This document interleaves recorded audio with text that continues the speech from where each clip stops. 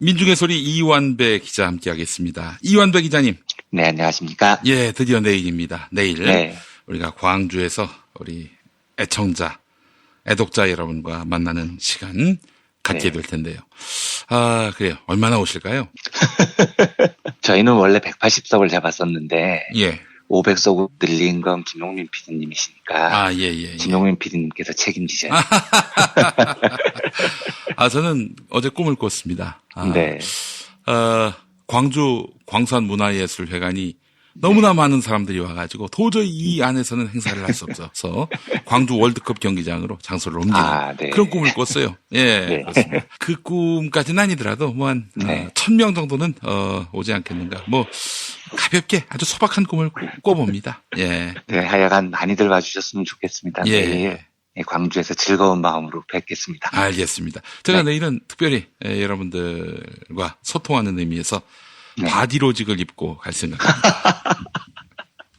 아, 정말요? 예, 그렇습니다. 그거 입으신 분 한 분도 못 뵀었는데 아이고, 보게 되겠네요. 그렇군요. 못 보셨군요. 네. 이분 분들마다 다들 엄청난 기적에 준하는 그런 척추의 변화가 있었다. 이런 말씀들 주셨어요. 예. 네. 알겠습니다. 바디로직 입고 갈 테니까 여러분들 특별히 더 많이 모여주시기 바라겠습니다. 네. 예.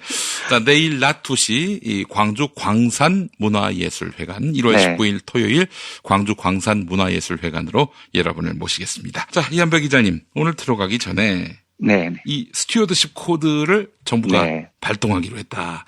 이 이야기를 제가 듣고 이한배 기자님께 한번 여쭤봤으면 좋겠다. 첫 그 적용 케이스가 조양호 일가입니다. 네. 예. 며칠 전에 또 우리가 그런 얘기도 했었는데 말이죠. 네. 예. 정작 이렇게 가시화되니까 어떤 감회실까 궁금해서 먼저 여쭤보겠습니다. 지난번에 말씀드렸듯이 강성부 펀드라는 도전자가 있고 국민연금이 합류한 모양새여서 여전히 10% 정도 차이가 있지만 굉장히 많이 좁혀졌습니다. 그런데 제가 이번에 이야기를 들어보니 기금위원 운영위원회 회의 때 분위기가 그야말로 압도적이었다고 합니다. 압도적이다. 그러니까 그 이찬진 위원의 이야기를 저희 민중의 소리 기자가 취재를 했는데 토론을 별 할 필요도 없는 분위기였다고 해요. 그러니까 거의 뭐 표결을 갈 분위기조차 아닐 정도로 이번에는 꼭 개입을 해야 된다는 분위기가 많았었다고 합니다. 이 이야기는 그 기금운영위원회의 위원 모임들이 사실은 사회 구성원들을 상당히 다양하게 대변하는데 한국 사회의 분위기가 그런 거에 가깝다는 이야기겠죠. 그렇죠, 아무래도. 그래서 여론도 많이 지지를 받을 수 있어서 스튜어드십 코드의 첫 번째 사례로 조양호 일가의 이사를 해임하는 문제는 매우 바람직하고 긍정적이라는 생각이 듭니다. 저는 많이 기대하고 있습니다. 네. 그러면은 조양호를 날릴 수 있을까요? 네. 그러니까 어쨌든 뭐 조양호 회장은 이번에 이사 임기가 만료가 되거든요. 그렇죠. 재선임을 안 해버리면 되는 겁니다. 그럼 어떤 변화가 있습니까? 일단 뭐 조양호 씨는 공식적으로는 경영에 간섭을 못하게 되겠죠. 그런데 그 상태가 되더라도 그 아들 조원태가 여전히 대표이사에 있으면 아들한테 명령을 하면 되니까 그렇죠. 완전히 잔상이 없어진다고는 할 수 없습니다만 조원태 씨도 이제 그다음부터는 정말로 함부로 못하게 될 겁니다. 아버지가 잘리는 모습을 보고 나면요. 그리고 조원태의 대표이사 만료 기간이 되면 그때도 어차피 조양호 일가의 축출을 목표로 하는 거니 조원태 씨도 1년이나 2년 뒤쯤에 다시 몰아내는 방법도 얼마든지 생각할 수 있으니까 상당히 기업이 많이 정화될 걸로 보여집니다. 예, 알겠습니다. 한진 3월에 있을 주주총회에서 국민연금이 그야말로 재벌 개혁 없이 대한민국 경제 한 번도 진전할 수 없다라는 정부의 의지를 강력하게 보여주기를 바라는 마음 가져봅니다. 자, 오늘 어떤 이야기 해볼까요? 오늘은 10주년을 맞는 용산 참사에 관한 이야기를 하겠습니다. 용산 참사는 사실 제가 달리 브리핑을 드릴 필요도 없을 정도로 청취자 여러분께서 잘 아시는 그 일입니다. 2009년 1월 20일 서울시 용산구 한강로 2가 남일당 건물에서 발생했던 화재 사건을 말합니다. 내일 모레인 일요일이면 이 사건이 벌어진 지 벌써 10년이 되죠. 간단히 사건을 요약해 보겠습니다. 근데 우선 날짜를 보면 참 처참합니다. 1월 20일입니다. 그야말로 1년 중에 제일 추운 날이죠. 그렇습니다. 이런 날에 이런 날에 사람을 쫓아내는 겁니다. 길바닥으로요. 네네. 이 사건의 발단이 당시 오세훈 시장이 이끌던 서울시가 도시정비 사업이라는 걸 한다면서 용산 4구역 재개발 사업을 추진합니다. 네. 여기에 끌어들인 회사들이 삼성물산, 대림산업, 포스코건설 등 굴지의 건설사들이었고요. 그런데 구도를 이렇게 짜놓는 순간 사실 운명이 정해지는 겁니다. 이 정도 규모의 도시 재개발 사업에 삼성물산, 대림산업, 포스코건설이 끼면 이건 자본의 막대한 이해관계가 걸린 사업이 돼버리죠. 일정이 곧 돈이 됩니다. 공사를 빨리 진행할수록 건설사들 이익이 드러납니다. 이러니까 서울시가 초스피드로 재건축을 밀어붙이게 되는 거죠. 당연히 철거민들은 삽시간에 주거공간 생활터전을 잃게 되고요. 서울시가 보상을 해준다고 하지만 이게 충분치가 않았던 겁니다. 문제는 개발업체들이 2008년 11월부터 강제 철거를 시작했는데요. 11월이 겨울이잖아요. 예. 그 겨울 시작 초입에 철거를 시작하면 사람들 보고 어디로 가라는 겁니까? 얼어 죽으라는 거죠. 그야말로 니들이 죽건 말건 상관 안 해 라는 식으로 밀고 들어오기 시작한 겁니다.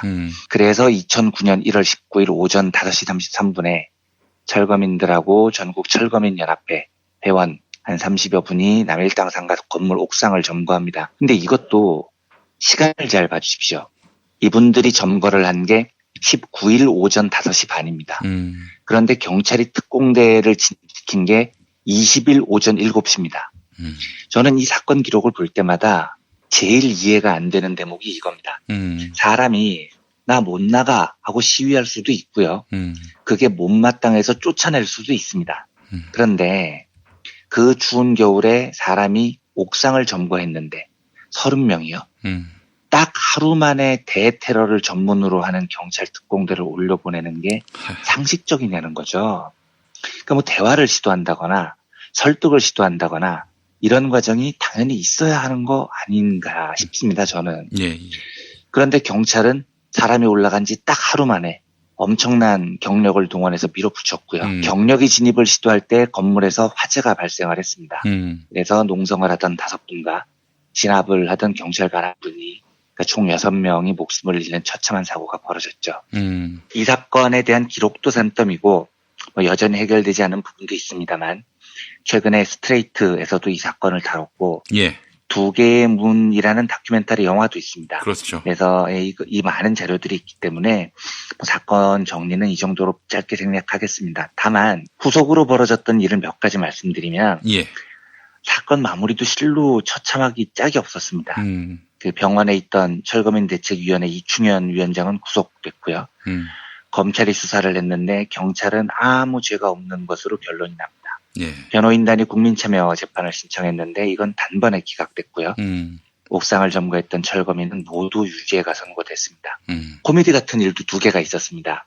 MBC가 이 문제로 100분 토론 방송을 하기로 하고 예. 방송에 쓰기 위해서 1월 22일부터 28일까지 인터넷 여론조사를 벌입니다. 설문 내용이 용산 참사의 가장 큰 원인은 뭐라고 생각하십니까? 예. 였고 보기가 1. 경찰의 과잉 진압 2. 불법 과격 시위 3. 재개발 사업의 구조적 문제 이렇게 돼 있었습니다. 근데 여론조사 마감 이틀 전인 27일까지 경찰의 과잉 진압이 원인이다라는 답변율이 상당히 우세했어요. 근데 마지막 날인 28일에 여론조사 결과가 뒤집어질 뻔합니다. 예. 갑자기 불법 과격 시위 때문이다라는 응답에 수천 표가 몰려든 겁니다. 이 설문에 모두 4만여 명이 참여했는데 당시 MBC 측 설명에 따르면 마지막 날의 투표 집계가 계속 엎치락뒤치락 했었다는 거예요. 그래서 이런 과정을 거친 끝에 전날까지 꽤 넉넉하게 앞서 있었던 결과가 초접전으로 바뀌고요. 최종 결과는 경찰의 과잉 진압이 원인이다가 48%로 제일 많기는 했는데 철거민의 불법 시위가 원인이다라는 답도 거의 비슷한 수준인 45%까지 올라왔습니다. 그래서 당시 한겨레 기사를 보면 100분 토론 담당 이영배 PD라는 분이 예. 마지막 날 투표 결과가 이렇게 엎치락뒤치락한 건 한 번도 본 적이 없다라고 인터뷰를 합니다. 근데 왜 이런 이례적인 일이 벌어졌냐면 알바가 동원된 것 같아요. 예, 경찰이 조직적으로 이 여론조사에 개입을 했기 때문입니다. 아, 알바가 아니군요. 경찰이군요. 네. 경찰청이 직접 지시를 합니다. 알바도 아니고 경찰관들 보고 인터넷 여론조사에 참여를 독려하라고 하는 거죠. 이 문자가 대량으로 전국에 뿌려집니다. 경찰청 내부 게시판에도 용산 참사의 책임을 묻는 여론조사에 적극적으로 투표하자. 이런 글이 올라왔고요. 그 글 중에 하나는 좀 찐따같이 예. 여론조사 사이트 링크를 걸어야 되는데 예. 걸려면 MBC를 걸어야 될 거 아닙니까? 예, 그런데 예. 동아닷컴 링크를 걸어놨다고 하더라고요. 예, 예, 예. 그런데 동아닷컴 여론조사에 누가 참여를 합니까? 그리고 그걸 누가 봐요? 네. 시민들은 그 사이트 가보지도 않죠. 그런데 링크가 거기에 걸리니까 예. 경찰관들이 거기 우르르 몰려가서 투표를 했습니다.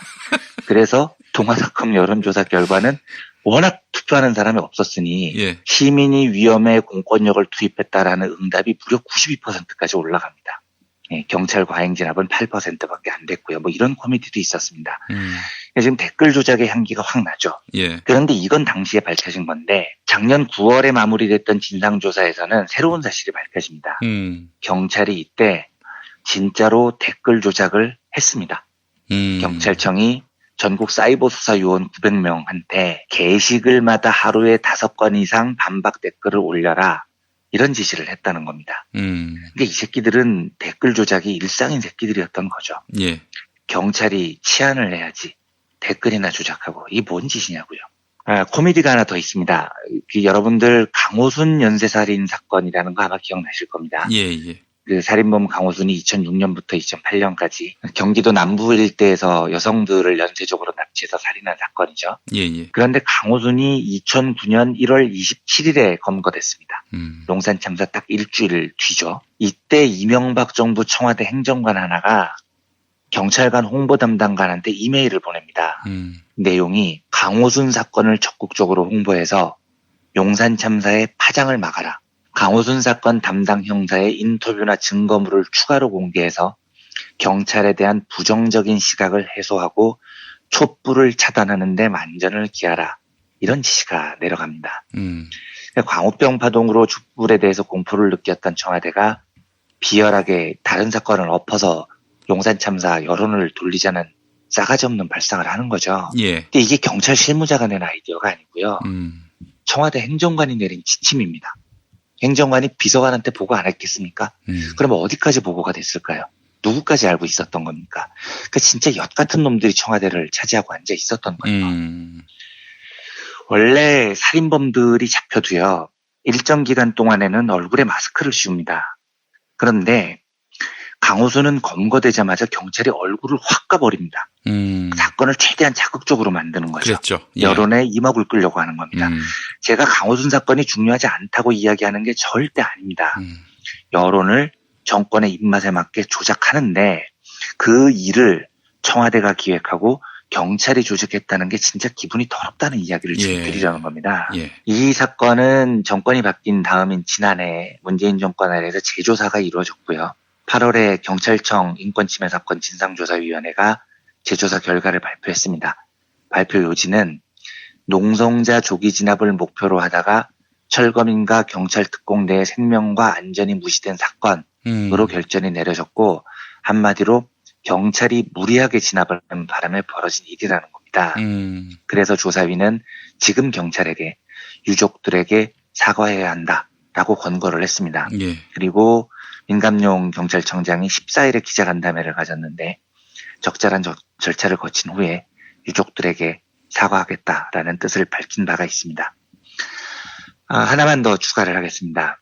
이 사건에 대한 여러 쟁점들이 있지만 결국은 철거민들이 사유재산을 침해하는 거 아니냐. 남의 땅에서 나가라면 나가야지. 왜 헌법에 보장된 사유재산권을 침해하느냐. 이러면서 이 사람들을 폭도라고 부른 언론도 사람들도 되게 많았습니다. 그런데 다른 이야기 하나 해보겠습니다. 많은 분들께서 아마 우토로 마을이라는 곳 기억하실 겁니다. 이 무한도전에서 한번 방송된 이후에 예. 많은 분들이 관심을 가져주셨던 곳이죠. 2차 세계대전 중에 일제가 요 마을 근처에 군 비행장을 만들려고 했고요. 예. 그래서 공사에 강제징용자가 동원이 되고 또 생계를 위해서 거기에 가신 조선인들도 꽤 되십니다. 그래서 1,300여 명의 조선인들이 집단으로 거주하면서 생겨난 마을입니다. 그런데 일본이 패전하고 비행장 건설이 없던 일이 돼버리죠. 그래서 많은 조선인들이 한국으로 못 돌아오시고 여기에 무허가촌을 이루면서 살게 된 마을입니다. 근데 이 마을 땅이 원래 교토부 소속이었는데 닛산 자동차 그룹의 팔입니다. 그랬다가 1987년에는 부동산 개발업자에게 넘어가요. 네. 그리고 부동산 회사가 여기를 개발하겠다고 나섭니다. 그래서 우토로 주민들도 당연히 강제 퇴거 명령을 받습니다. 이 소송이 갔는데 3심에서 다 졌습니다. 이게 1998년 일이고요. 이 사실이 한국에 알려진 건 2004년입니다. 그래서 많은 뜻 있는 분들이 우토로 마을 지키기에 나섰고 여기 땅을 사서 주민을 지키자라는 모금이 벌어집니다. 2007년에는 참여정부도 공식적으로 이 마을에 30억 원을 지원을 했습니다. 그 이후에 무한도전 방송 이후에 많은 분들이 이곳과 연대를 하죠. 그래서 이런 연대 덕에 2011년에 주민들이 우토로 마을의 3분의 1을 사들입니다. 그리고 강제 퇴거 고비를 넘겨요. 그래서 지금 여기에는 아직도 120여 분의 소중한 동포분들이 살고 있다고 합니다. 제 기억에 문재인 대통령도 작년 4월 이곳 동포들에게 아주 따뜻한 격려의 편지를 보낸 게 공개된 게 기억이 납니다. 되게 아름다운 이야기죠. 그런데 이 사건을 조금 냉정하게 이야기해 보겠습니다. 우리가 정령 지키고 싶었던 우토로 마을의 동포분들이요. 일본 자본의 입장에서 보면 어떤 사람들이겠습니까?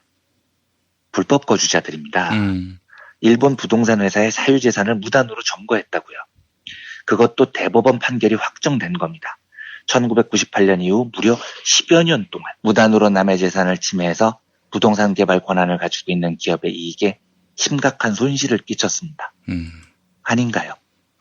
그러면 국적과 동포애를 잠시 접어놓고 아까 용산 참사를 보수 언론이 공격했던 논리, 거기에 동조했던 사람들의 논리를 그대로 적용해 보겠습니다. 우토로의 동포들은 10년 전 용산 철거민들이 그랬던 것처럼 폭도냐는 거죠. 무단으로 남의 땅을 점유하고 있으니 기꺼이 용역업체들을 동원해서 짓밟고 그들의 삶의 터전을 불도저로 밀어버려도 되는 겁니까? 저는 지금까지 우토로 이야기를 하면서 단 한 분도 그 새끼들 무단 점유자들이니 밀어버려야 되고 저항하면 쓸어버려야 되고 이런 이야기하는 사람 한 명도 보지 못했습니다. 보수 언론도 이렇게 이야기 안 합니다. 그런데 똑같은 일이 용산에서 벌어지면 왜 남의 재산을 무단으로 점거하는 놈들이라는 이데올로기가 형성되냐는 겁니다. 심지어 이명박 일당은 비겁하게 여론을 조작하면서까지 이 사람들이 과격한 시위를 벌이고 있다고 좋아했었죠.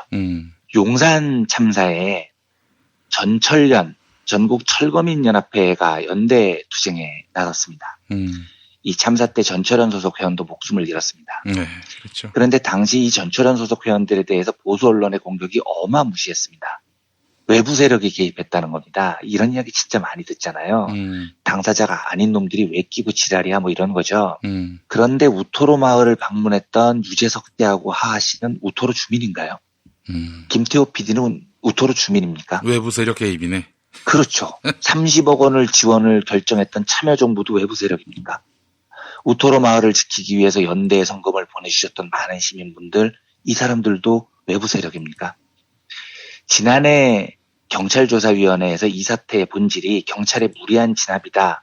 경찰이 유족들에게 사과해야 한다라고 발표했을 때 그 기사에 달린 댓글들을 보면서 제가 정말로 처참했습니다.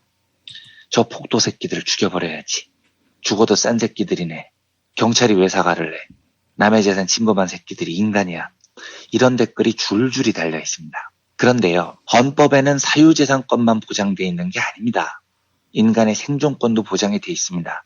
왜 사유재산은 만고의 진리로 여기면서 생존권, 생명권은 이렇게 쉽게 훼손돼도 된다고 생각하는지 저는 이해가 되지 않습니다.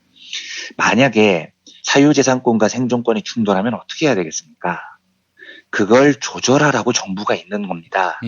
일본 정부는 그걸 외면했고 그 우토로를 우리 사회가 구했습니다. 그런데 한국 정부는 이명박 오세훈 일당은 조정은커녕 그 추운 겨울에 사람들을 쫓아내고 죽음의 구렁텅이로 내모은 거죠. 이제 무슨 이야기를 드리고 싶냐면 본질적으로 우토로와 용산은 다르지 않다는 겁니다. 우토로 동포분들도 살아있을 권리가 있고 용산 철거민들도 살아있을 권리가 있었던 거죠. 그런데 왜 일부 한국 사회는 아직도 철거민들의 살고자 하는 그 절규를 폭도니 남의 재산을 날로 먹으려 하는 놈들이 이런 날선 말로 공격을 하는지 저는 마음이 너무 아픕니다. 누구는 사유재산을 침범한 폭도고 누구는 우리가 돌봐야 할 동포가 아니라는 겁니다. 모두 다 우리 사회가 안고 보듬어야 할 소중한 이웃인 거죠. 벌써 10년이 지났습니다. 돌아가신 6분의 소중한 생명을 부디 우리 사회가 닿듯이 추모해 줬으면 좋겠습니다. 그리고 무엇보다도 아직도 국회의원을 하고 있는 당시 서울경찰청장 김석기 이런 자들에 대한 단죄도 조속히 이루어지기를 정말로 간절히 소망합니다. 용산에 참혹했던 기억을 우리가 제발 잊지 말자는 차원에서 오늘은 10주년을 맞아서 이 이야기를 전해드렸습니다. 그때 생각이 납니다. 제가 당시 TBS 교통방송에 고정 출연을 했는데, 그때 이제 PD가, 그러니까 서울시 산하잖아요, TBS가. 오세훈 시장은 건들지 말고, 씹으려면 이명박만 씹어라.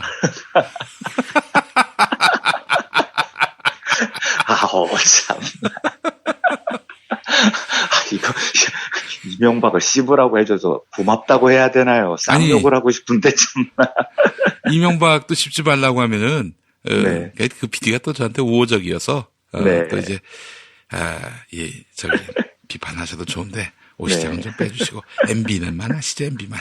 이렇게 했던 기억이 납니다. 그래요. 그 당시 진압 책임자 김석기, 현재 자유한국당 의원, 그리고, 당시 이런 무리한 도시계획 세운 오세훈, 자유한국당에 들어가서 지금 뭐 광진군가 그 지역체육이 됐어요. 쓰레기들은 다 한 군데 모이는군요.